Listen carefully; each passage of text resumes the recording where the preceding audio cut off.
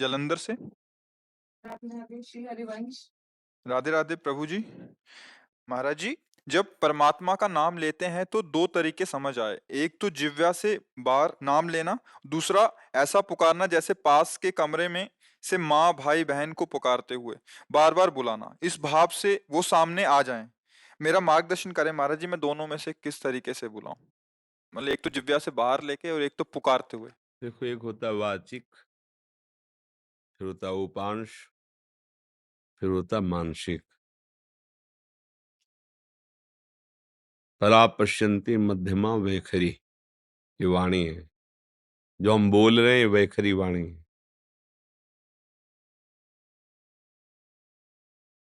ये उपांश है, चल रहा है। ये मानसिक है,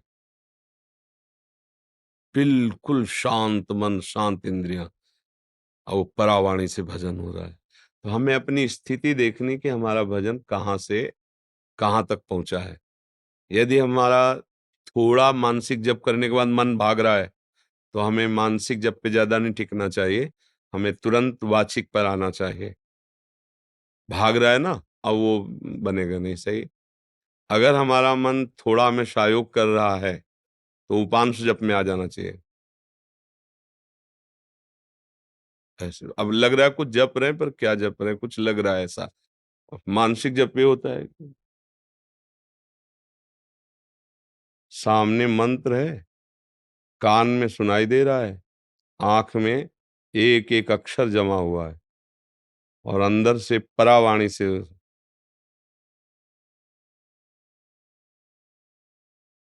न माला है न कुछ है। उठते बैठते चलते फिरते हर समय पर ये सिद्धों की स्थिति होती है, साधक को करना होता है। तो अगर हम कम से कम 1.5 वर्ष जवान से अभ्यास करें, राधा राधा राधा राधा राधा राधा राधा राधा राधा, बिना प्रयास के उपांश चलने लगेगा। और अगर हम और कुछ समय उपांश का अभ्यास करें, तो फिर मानसिक में स्थिति आने लगेगी। पर इतना करने में बीच में जो यात्रा बहुत घबराहट की है। जब पाप नष्ट होते हैं तो जलन पैदा होती है, नाना प्रकार के जो जिंदगी में कभी भी झगड़ा द्वेष अपमान हुआ होगा सब याद आएगा, सब जो पाप किए हैं वो सब सामने आए, क्योंकि भस्म होगा ना।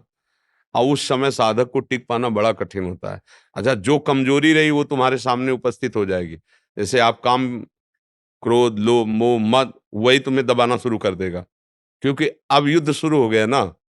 नाम अब विजय करवाएगा ना, तो नाम न छूटे, उत्साह न टूटे, और आप आगे बढ़ते रहो तो जीत जाओगे।